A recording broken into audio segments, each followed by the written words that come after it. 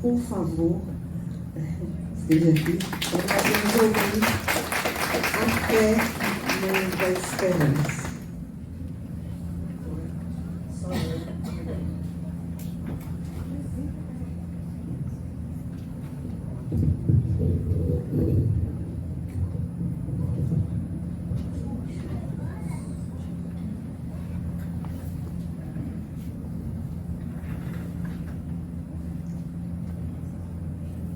Meus amigos,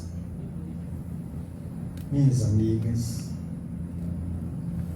a paz seja conosco. Aqueles eram dias assinalados pela aflição e pela inquietação.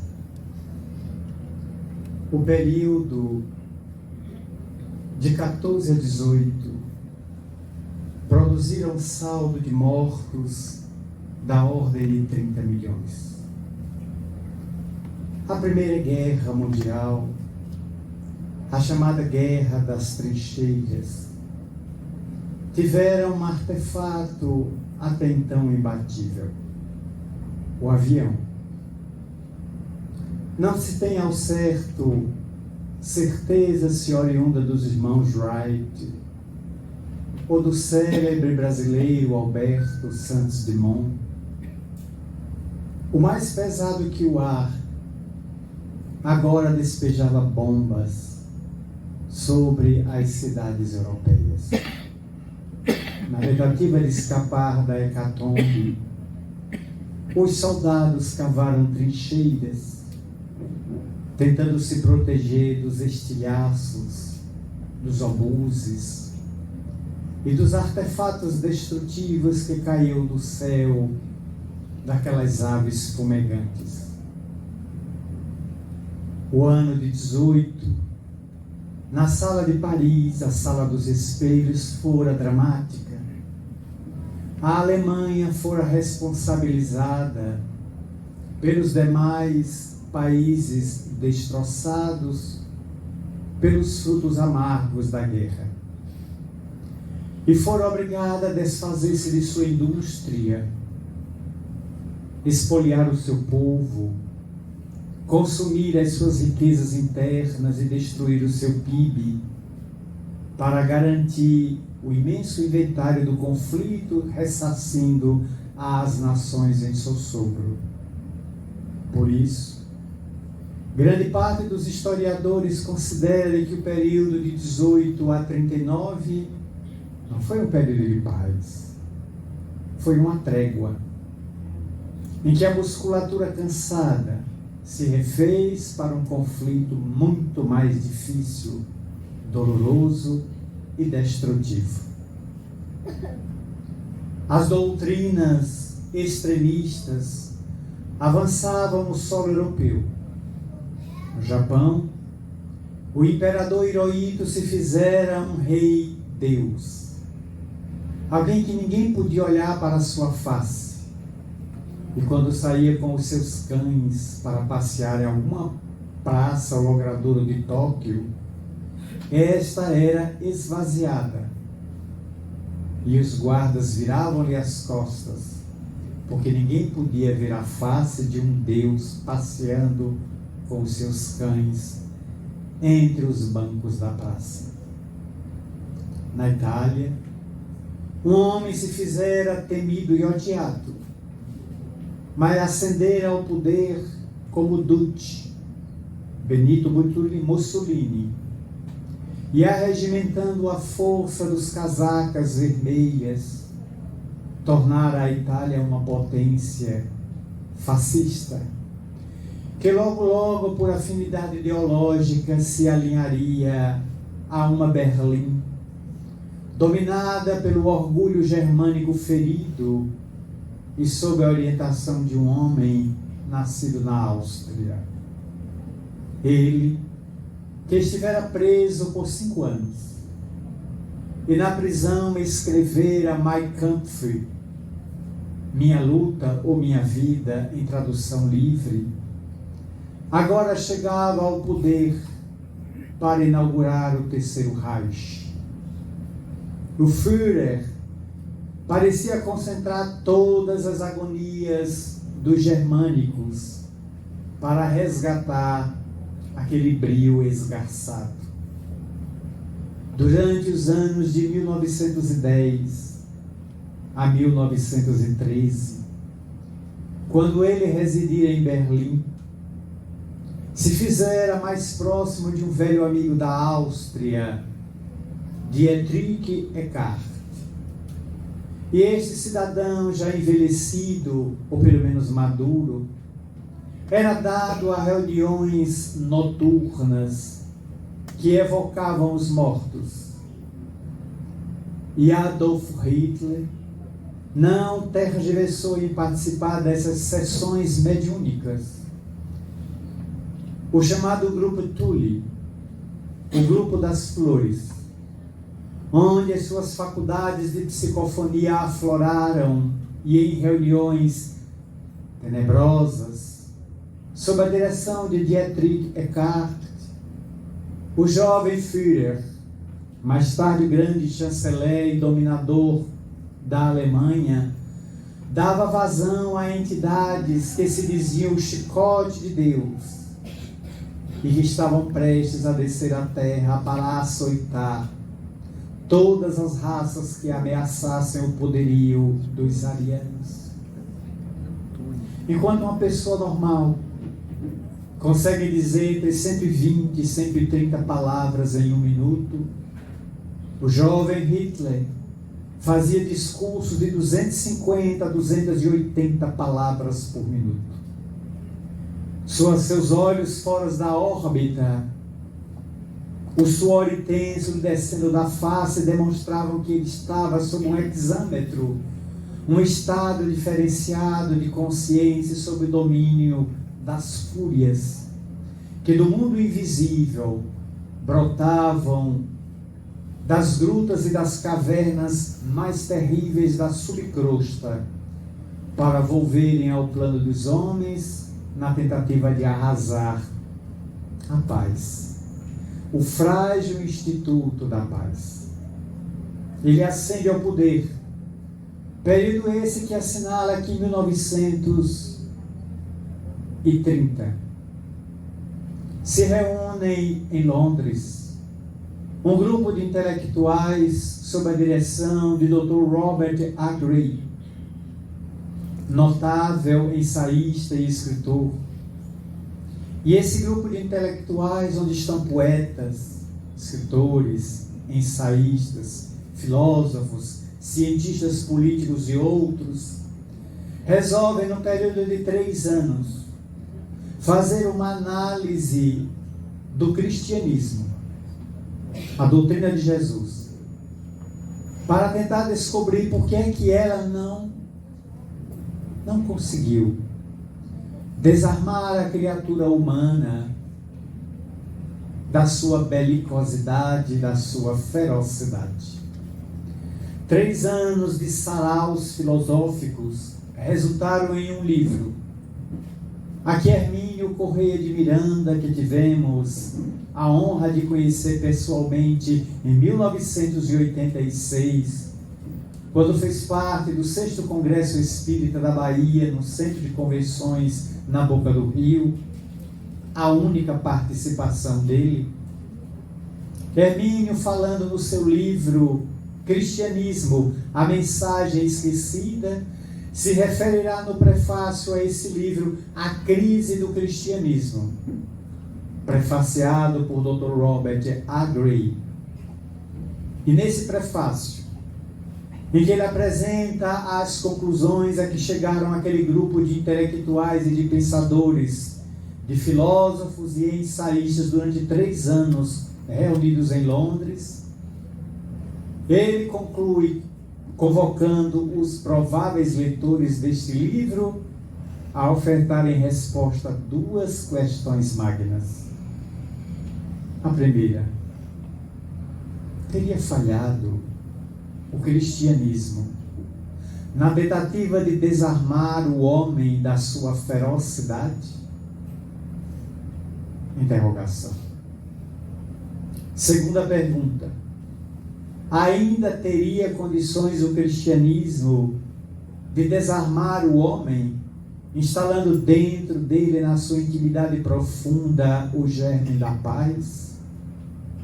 Interrogação.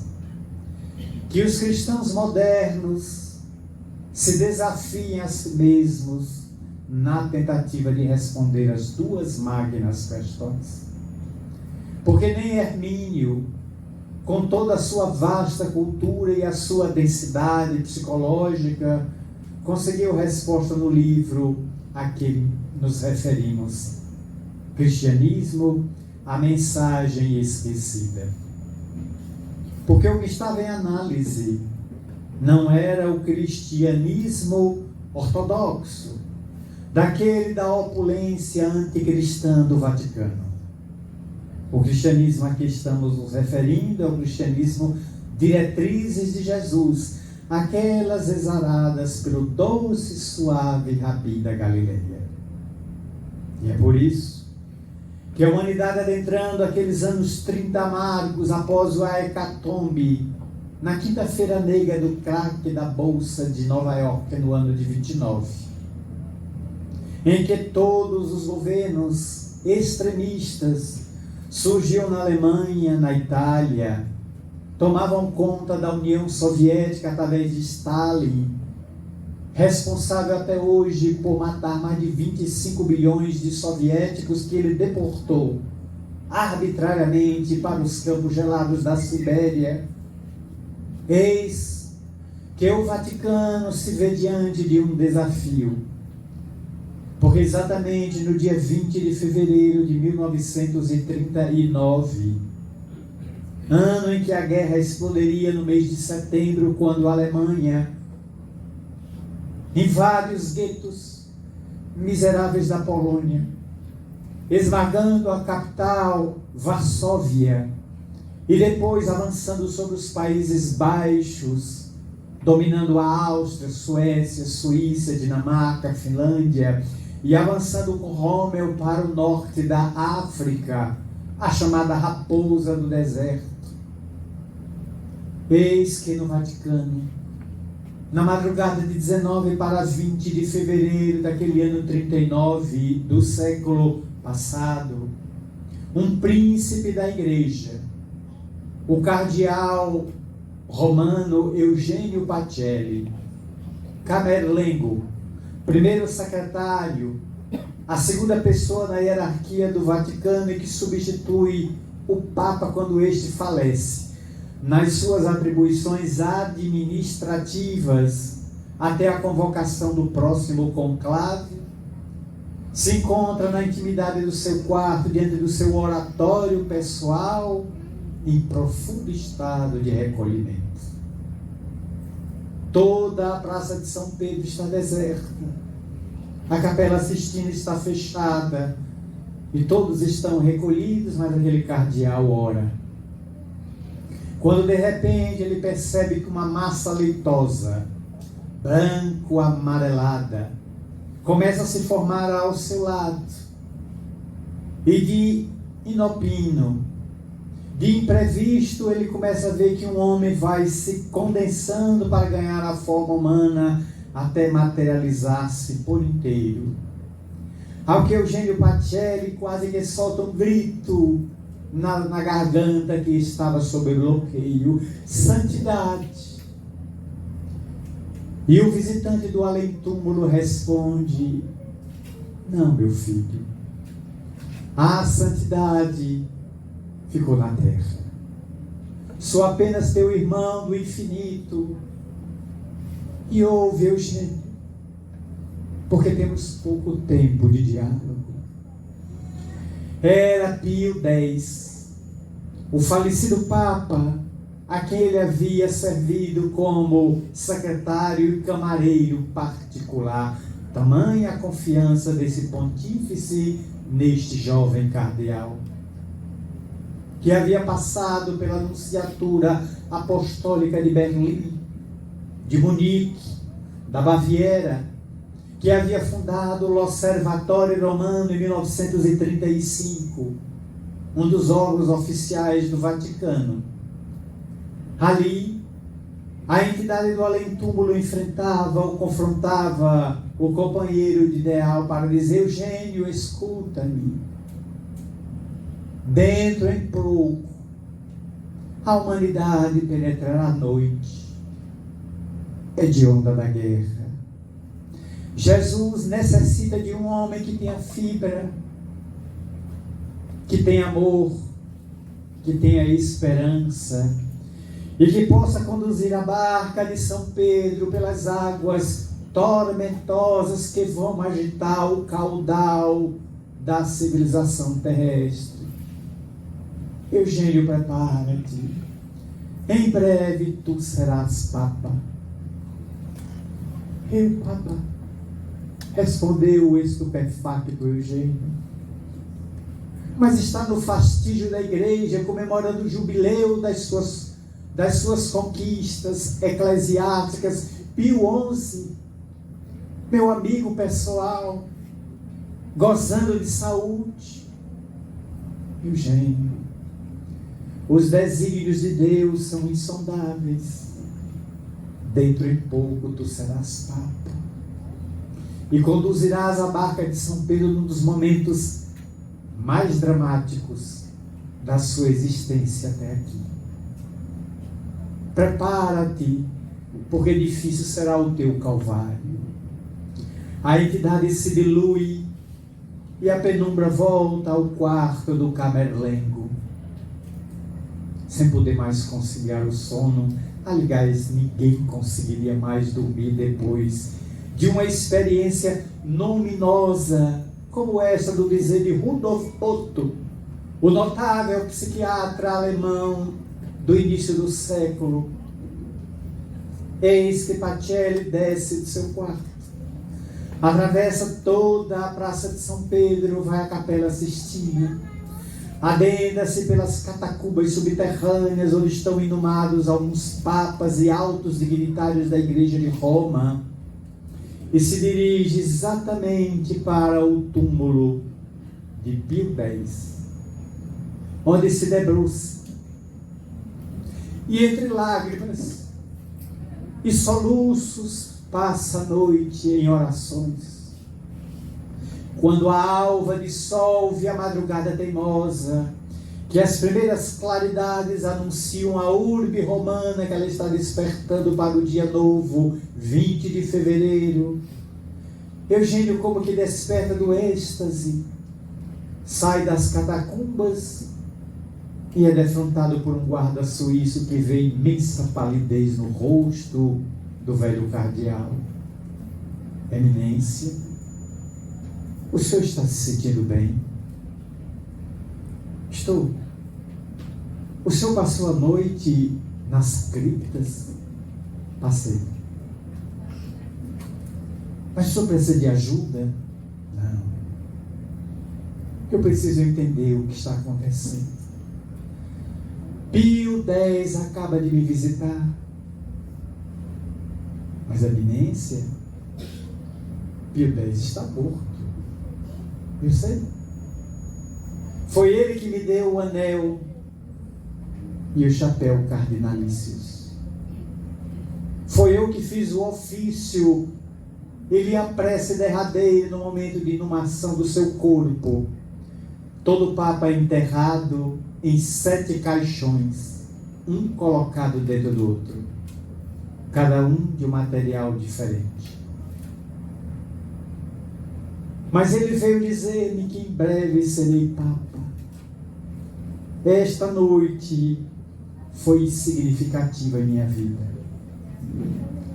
O guarda fez um gesto de silêncio, não comentou nem perguntou mais nada, e o velho cardeal seguiu para os seus ofícios, para na semana seguinte Pio XI, aquele rate, adoecer. Vai ao UTI e antes do mês de março ele morre. Eugênio Pacelli assume as ordenanças administrativas do Vaticano e expede convite a todos os cardeais da terra com menos de 80 anos, portanto aptos a votar e serem votados, a comparecerem a Roma para o conclave. E no dia 2 de março, na terceira votação, são duas realizadas, uma de manhã e uma de tarde. À noite, os cardeais descansam. Quando a votação é exitosa, se elege um papa, os papéis onde estão os votos são levados a uma lareira e queimados secos, o que produz uma fumaça branca por uma chaminé. E o cardeal caberlengo, a ele cabe a tarefa de ir a Castel Gandolfo, abrir aquelas janelas famosas diante do Vaticano e proclamar a praça de São Pedro em latim: Habemus Papa. Temos Papa. E logo em seguida, o sumo pontífice surge para a sua primeira sagração ao povo de Roma. Mas se a votação é inexitosa, seja de manhã ou de tarde, os papéis são molhados, misturados com capim e queimados, o que gera uma fumaça negra. Não foi escolhido ainda o Papa. Na terceira votação que se deu em março, Eugênio Pacelli foi eleito Papa e subiu ao pontificado com o título de Pio XII, governando de 39 a 58, data de sua desencarnação. Ele contaria o episódio a alguns amigos e posteriormente numa revista católica chamada Ave Maria, na cidade de Petrópolis, no Rio de Janeiro, em 1956, 2 anos antes da morte de Pio XII. Essa informação viria a público numa fonte católica para os católicos, reproduzida no dia seguinte em um grande jornal do Rio de Janeiro, que publicaria a informação como sendo descrita pelo próprio Eugênio Pacelli, uma informação de natureza paranormal, de natureza mediúnica.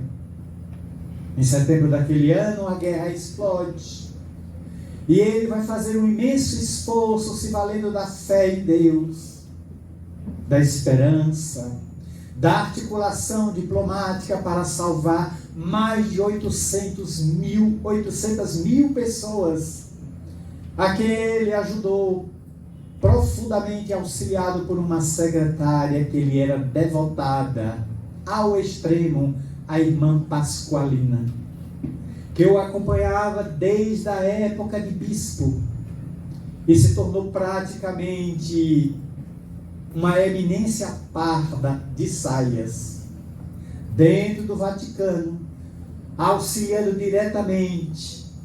E existe um filme que exalta e realça a função desta mulher abnegada, uma heroína da fé junto a Pio XII. Em 58, quando a humanidade já está no pós-guerra ainda, fechando as feridas, este parte da terra e é sucedido por Paulo VI, melhor dizendo, por João 23, o Papa Sorriso Ângelo Roncalli, que governa a igreja até 1965 e dá início ao Concílio Vaticano II. Em 65, Paulo VI, Giovanni Montini, assume a igreja para conduzi-la nos tumultuados anos da discoteca, do iê, do rock and roll, das drogas, do sexo, sendo um dos homens mais cultos, falava 25 idiomas, Paulo VI, até 1978, quando declina perante a morte, para ser sucedido por Albino Luciani, o Papa Sorriso, que governaria a igreja por apenas 33 dias, desencarnando fulminado por um ataque cardíaco e sendo sucedido por um homem de 54 anos, atleta, esquiador, vindo de Cracóvia, na Polônia, o Papa João Paulo II, Karol Wojtyła, que teve o mais longo pontificado dos 265 papas que passaram pela igreja, mais de 26 anos e 8 meses. Quando a morte o arrebatou, eis que um panzer alemão assume a igreja, Bento XVI, Joseph Ratzinger, para 6 anos depois, 5 anos e meio depois, anunciar a renúncia com 30 dias de antecedência, alegando motivos de saúde, ainda hoje encarnado, envelhecido e alquebrado, para finalmente a igreja eleger, para a quebra de todos os paradigmas, um hermano, um latino-americano pela primeira vez. O jovem nascido no bairro das Flores, na Argentina, Jorge Mário Bergoglio, chega ao fastígio da sédia gestatória, a cadeira de São Pedro, com o suave e doce nome de Francisco, ele que é franciscano de tradição e de formação eclesiástica. Quando nós recordamos esses episódios, recordamos também de que dentro da igreja foi estabelecidas as 3 virtudes teologais: a fé, a esperança e a caridade. Em todas as épocas, a criatura humana teve necessidade de sustentar o fio da fé, a chama da fé em alguma coisa ou em alguém, de modo que ele pudesse prosseguir na terra o seu mistério de investigar o infinito. Porque desde as vastidões do Paleolítico, quando homens e mulheres andavam errantes pela terra, os desafios existenciais, as intempéries, os acontecimentos geológicos, as movimentações das placas tectônicas desafiavam a criatura humana que, embrutecida, atendia apenas 4 finalidades básicas da vida: comer, beber, dormir e procriar. Praticamente entregue aos instintos, desde aquelas expressões de 10 milhões de anos atrás, das expressões macacoides, até o Homo sapiens sapiens de 150 mil anos atrás, ao Homos tecnológicos, virtuales, noélicos, dizem alguns autores, da atualidade. Nós temos aí aproximadamente 50, 60 mil anos. Mas a fé continua sendo a base da estrutura psicológica da criatura humana, que não pode deixar de crer, porque está íncito na sua intimidade profunda. A necessidade de criar, como dizia Huberto Roden, em alguém ou em alguma coisa. Mesmo nos países que adotaram o materialismo ou o ateísmo de Estado, quando estivemos em Bratislava, na antiga República Tchecoslováquia, hoje dividida em 2 países, República Tcheca e República Eslava, quando estivemos há 4 anos atrás em Bratislava, num centro cultural, para de 8 às 11 da noite proferir um seminário de 3 horas em pé, com tradução para o tcheco, demorado, falávamos português, o tradutor vindo da Áustria conosco, de Viena, traduzia para o tcheco. Nós vimos no semblante dos 6 tchecos presentes e dos 20 brasileiros que lá estavam, a incerteza de um país que há 70 anos, Tchecoslováquia, se aliou ao Império Soviético e teve os padres assassinados e as igrejas transformadas em museus. O Estado decretou que não existia fé, não existia crença, Deus era um mito produzido pelo Ocidente capitalista e que o indivíduo devia acreditar apenas no corpo e na força das máquinas de guerra. Agora, Desde que o Muro de Berlim, em 1989, havia despencado, a velha União Soviética se rompeu com Mikhail Gorbachev e a sua glasnost e a sua perestroika. Se separaram em múltiplas nações, uma das quais, do tamanho do estado de Minas Gerais atualmente, está sob a invasão de um paquiderme furioso, que deseja a anexação novamente da velha república para reconstruir o império dos antigos czares, dentro desta visão megalomaníaca e psicopática de Putin.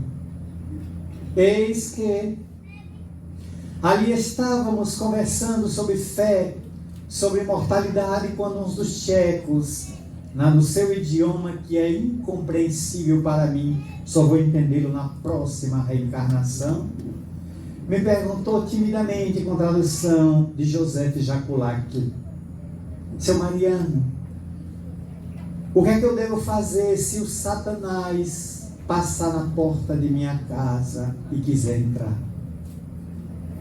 Aparentemente uma pergunta tão ingênua.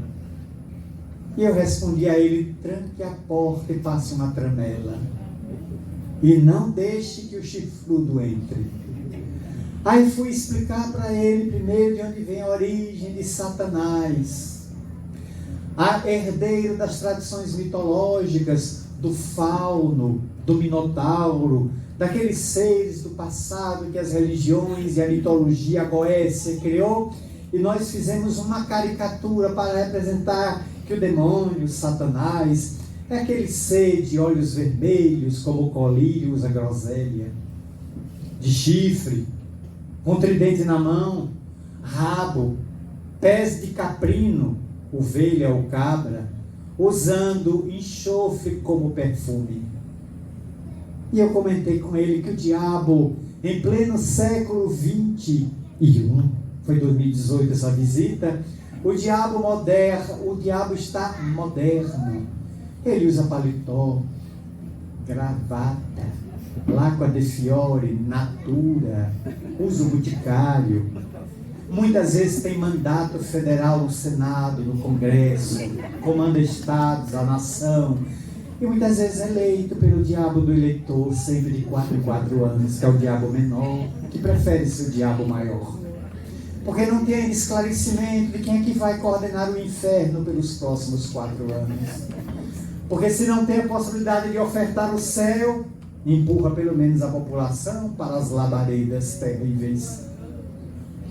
Aí eu comentei, eu consegui arrancar um sorriso de Mona Lisa do rapaz, porque eles são muito fechados, muito frios. Ele me olhava, enquanto a tradução acontecia, os brasileiros já estavam rindo.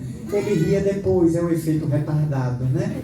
Ele ria depois da piada, porque eu estava narrando ela em português. Até que chegasse ele em tcheco, ele demorava algum tempo para fazer a digestão mental. Aí eu fui desconstruindo, e depois os bons espíritos me disseram: são 70 anos de ateísmo no leste europeu. Portanto, grande parte desse povo que nasceu pós-guerra, e ele é da década de 70, não tem crença de nada. Ele nunca leu a Bíblia, ele não sabe quem é Kardec, ele nunca leu nenhum livro de algum historiador, pensador ocidental, nem mesmo oriental. Ele luta pela sobrevivência. Então ele precisa ter referências para voltar a resgatar a fé que dentro dele periclita como uma chama de uma vela açoitada pelo vendaval de um tsunami ou de um furacão. A qualquer momento a escuridão volta a se esbater na alma. Mas ele tem esperança. Ele tem esperança nessa revolução que está em curso, nestas novas ideias a que nós, os espíritos, nos acostumamos a chamar de transição planetária. Aguardem cenas dos próximos capítulos para amanhã. No rumo do mundo de regeneração, às 9 horas. Quem viver, verá. Quem desencarnar pode vir também, porque tem vaga. Não tem nenhum problema. Nós nos acostumamos a chamar isso da transição que se dá, e as pessoas estão imaginando que a transição é o tsunami, o furacão Ian,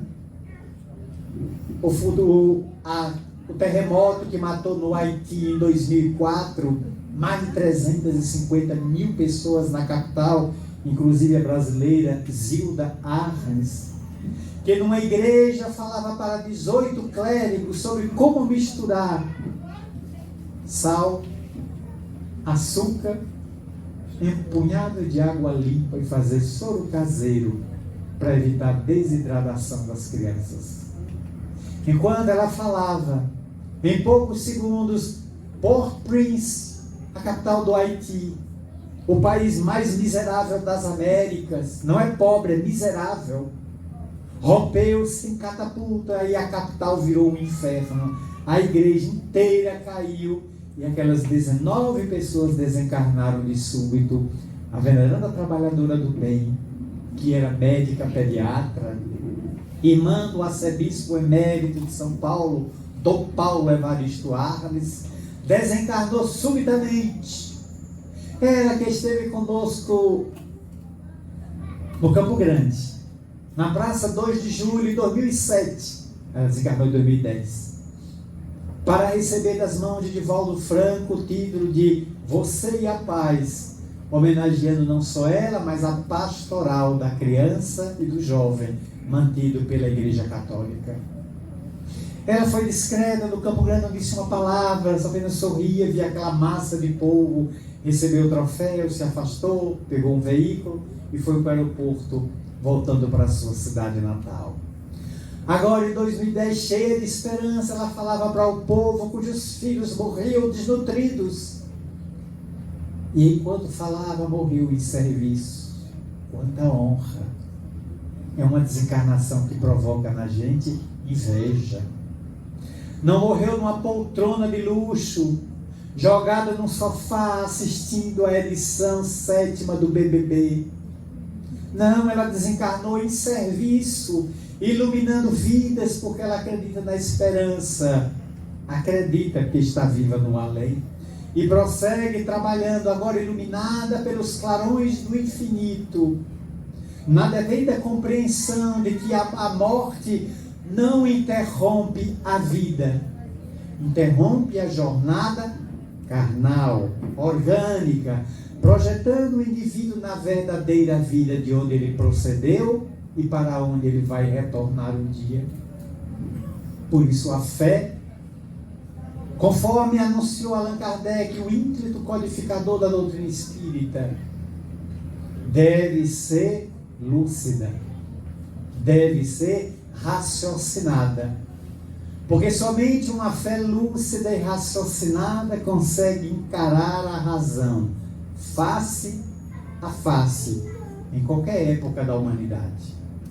Mas a fé cega também encara a razão, só que farsa a farsa, não é face a face, é diferente. Portanto, quanta gente mergulhada numa fé cega. Nós estamos vivendo esses dias, e não me refiro à fé religiosa, à fé política. Porque de amanhã a 8 voltaremos às urnas para resolver ainda a diferença nacional e a estadual. E quanto fanatismo político nesses dias. Irmãos estão brigando dentro da própria casa espírita. Recebi um apelo de uma pessoa de Minas Gerais, cuja cidade, cujo grupo eu não desejo identificar, apenas o estado. Ela dizendo: Marcel, o grupo nosso aqui rachou, em que um apoia X e o outro apoia Y. O grupo espírita rachou e estamos ameaçados de fechar as portas da instituição porque a política adentrou a cabeça dos trabalhadores do bem. O que é que eu digo para esse povo? E eu pensei em dizer a ela: diga esse povo que vai comprar juízo, bom senso, lógica, sensatez. Mas eu parei para orar.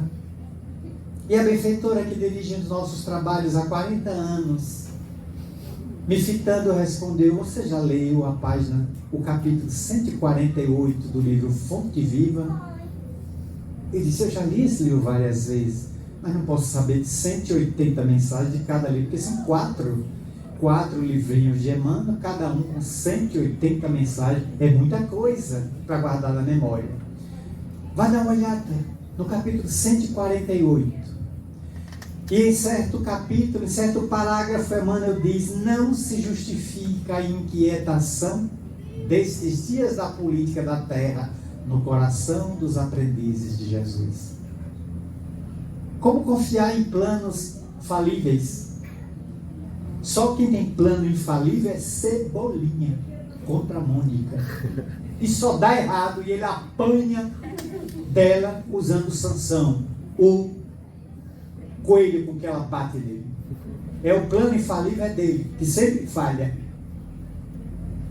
Porque acreditar em pessoas que são transitórias, estão hoje no cenário político e amanhã a morte, a tragédia, o ateroma, leva. Quem era o político mais famoso 20 anos atrás? Ou está no túmulo, ou está dentro de casa cuidando da osteoporose, da arteriosclerose, do triglicérides alto, da hipertensão, do diabetes. Está fora do cenário, porque esse arrastamento, quando a política do servidor da luz deve ser a mensagem do Cristo, que deve ser levada aos corações desalentados e esfaimados e famélicos das criaturas na atualidade. Há uma crise de esperança. Há milhares e milhares de pessoas que perderam a esperança em qualquer coisa. E costuma-se dizer que a esperança é a última virtude, é aquela que morre por último. Mas ela nunca morre, porque ela é uma fênix. Ela é uma ave da mitologia grega que vai ficando velha, ficando cinza. E quando se transforma em cinza, ela se renova e surge uma nova ave. É o mito da fênix. Tudo se renova. Estamos aqui hoje, amanhã seremos apenas uma lápide no cemitério. Mas se o corpo tomba, o espírito regressa à matéria em nova reencarnação, em nova encadernação. Quiçá que o dono tenha revisado, feito um novo prefácio, uma nova introdução, corrigido alguns capítulos, porque para voltar do mesmo jeito é uma brochura, é voltar o mesmo gibi, a mesma revista sem sentido, descolorida e infame. É melhor fazer como Benjamin Franklin, que solicitou, o inventor do para-raio, que solicitou que se no seu epitáfio fosse colocado: aqui jaz o corpo de Benjamin Franklin, não sua alma. Sua alma retornará em uma nova encarnação, inteiramente revista pelo autor. Até já. Ela deve estar por aí. Talvez criando coisas, patrocinando ideias, a fim de que a humanidade cresça. Porque nesse período da transição planetária, 500 vultos bíblicos, 500 personagens da Bíblia, do Velho e do Novo Testamento, estão regressando à Terra em comovedoras reencarnações missionárias na Terra. Nós temos 2 milhões de espíritos oriundos das Pleiades, da constelação do Touro, de Sírios e Capela, que, convocados por Jesus e convidados pelo Cristo, se prontificaram a mergulhar no couro para acelerar o processo de desenvolvimento e de purificação intelecto-moral do planeta Terra. Recordo-me de um episódio que me marcou nessa mesma temporada de 2018, quando estive percorrendo 14 países da Europa em 22 dias. E na ocasião, ministrando um seminário em uma cidade da Suécia, uma das maiores, em um hotel, um casal que mora a 8 horas de viagem veio de trem a noite toda para assistir o nosso seminário.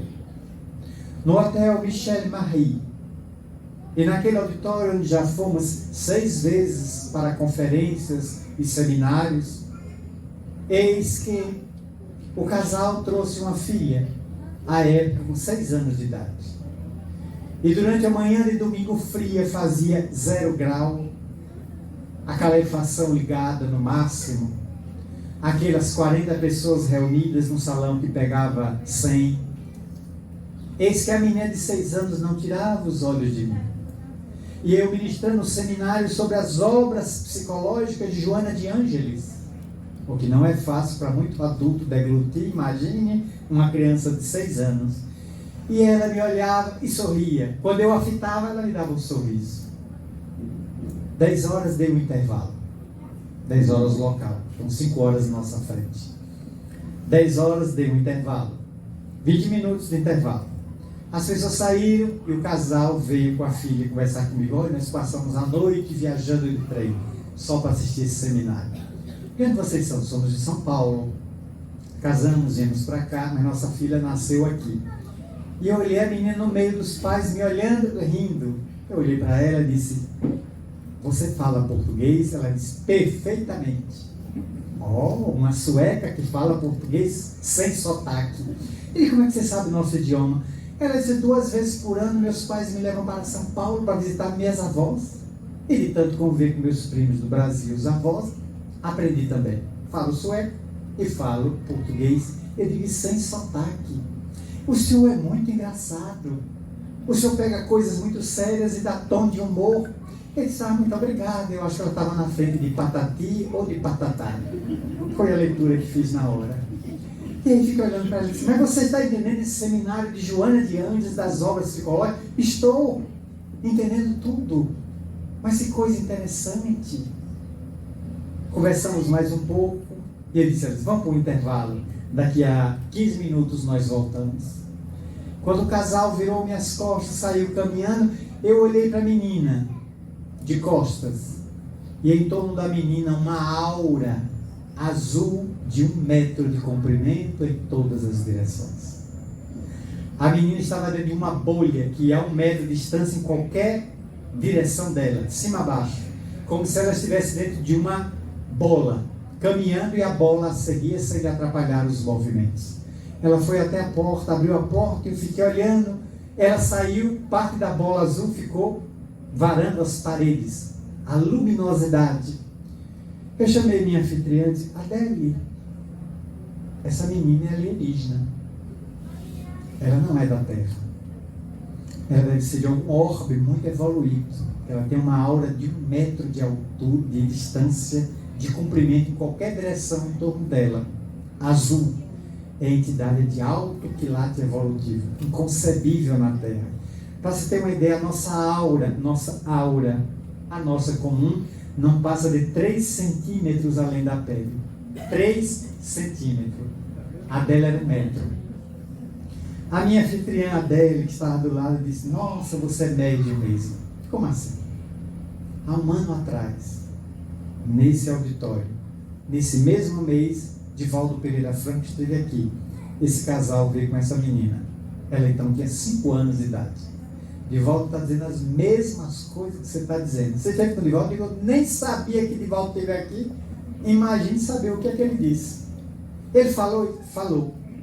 E disse que ela é de Sírios, reencarnada na Suécia para realizar uma grande tarefa na área da esperança, na área da filantropia. Hoje deve estar com 10 anos de idade. O ano que vem vamos nos reencontrar em outubro, quando estarei realizando mais uma jornada pelo velho continente. Talvez ela apareça lá, para em todos nós reavivar a esperança de um mundo melhor. Com muita propriedade, esta jornada definiu na noite de hoje um cântico de fé. A fé que anima, a fé que abrasa, a fé que raciocina, a fé que pensa, a fé que cogita, ao lado da esperança de que dias melhores virão. Porque a Terra já atravessou tantas hecatombes, tantos sossobros, tantos naufrágios, e sai cada vez mais fortalecida das suas próprias pelejas. Quando, 22 anos atrás, me informaram, naquele período de jubileu dos 2000 anos de cristianismo, agora Jesus vem, e agora a terra acaba. E Jesus separa bodes à direita e as ovelhas à esquerda. As ovelhas para o reino dos céus, os bodes para o matadouro de Satanás. Para fazer sarapatel. Quando me falavam isso, o que é que você acha? Eu disse, veja só. Segundo a ciência, a Terra tem 4 bilhões e 500 milhões de anos. Deus teve 4 bilhões e 500 milhões de anos para destruir a Terra. Um estalar de dedos do Pai eterno e a Terra deixava de existir. E Ele não destruiu. Deixou que a Terra se organizasse. Vivessem aqui durante 600 milhões de anos os dinossauros que desapareceram há 60 milhões de anos atrás. Há 10 milhões de anos surgem os homens mais primitivos do Paleolítico. Depois, Neolítico. E estamos na terceira fase, a era do Ansiolítico. É o momento presente. Só dormimos com droga. Sem anestesiar a consciência, não dá para ter entrevista com o Morfeu. Porque fica rolando na cama cheio de problema. É a geração do Ansiolítico. E agora que temos bibliotecas, academias, James Webb tirando fotografias a 20 bilhões de anos-luz. Agora que temos o Hubble, que pousamos em Marte, que estamos com naves preparadas para visitar dentro de 3 anos uma lua de Saturno, Encelados, vai pousar para tirar as primeiras fotografias do único satélite do sistema solar que tem atmosfera e que pode ter um mar de água salgada devido à temperatura ser muito tépida em sua superfície. Depois que vimos a Voyager 1 e 2 ultrapassarem a órbita de Plutão, a Pioneer número 1, a Pioneer número 11, a Pioneer número 12, que também já deixaram nosso sistema solar e estão no espaço infinito, levando mensagem para o próximo sistema planetário, dentro da Via Láctea, onde deverão chegar dentro de 5.000 anos, depois de viajar a 64 mil quilômetros por hora. Daqui a 5.000 anos ela chega, levando disquetes, levando gravuras em bronze projetadas por Carl Sagan, o notável astrônomo americano, que fez o desenho do carbono, do hidrogênio, nossos principais elementos químicos da tabela periódica, fez a gravura de um homem e de uma mulher, colocou vozes de animais e a maravilhosa música da Terra em CD, para que onde vier essa nave cair, se houver uma inteligência suscetível de decodificar esse material, eles irão, lá tem gente, lá de fora tem nossos irmãos que fazem música, mas só mandou música de primeira. O trompete de Neil Armstrong, a música clássica de Beethoven, de Georges Bizet, de Schopenhauer, de Strauss, as valsas de Strauss, o minueto de Luigi Boccherini.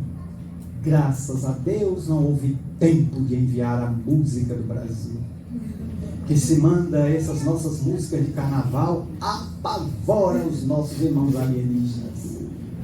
Essas que a gente está escutando diariamente, esses batuques, esses cortar de ovo, de batata, esses refrões repetidos 8.936 vezes, até estourar os tímpanos.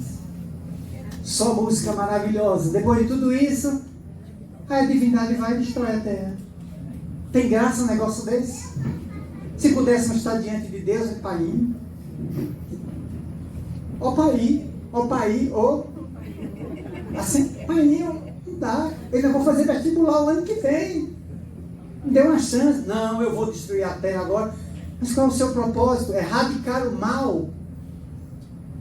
Mas Painho, o mal está na terra ou no seu principal habitante?